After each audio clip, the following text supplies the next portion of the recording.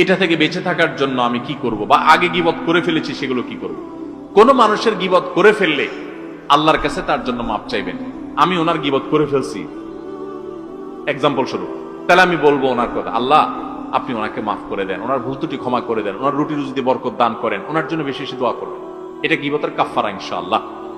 আরেকটা হলো গীবত হয়ে গেছে, এই লোকটা যাদের সামনে বদনামি করছেন তাদের সামনে আবার যাইয়া পারলে তার সুনাম যেটা তার মধ্যে আছে মিছামিছি না সেটা আবার বলবেন, যে ভাই লোকটার কিন্তু একটা ভালো গুণ আছে, ওই দিন তো আমি একটা খারাপ কথা বলছি, তার কিন্তু ভালো কিছু জিনিস আছে, লোকটা কিন্তু এই দিকটা ভালো, সে কিন্তু ভাই কখনো কারোর সাথে রাগারাগি করে না, গালাগালি করে না, সে কিন্তু ভাই নামাজ ছাড়ে না।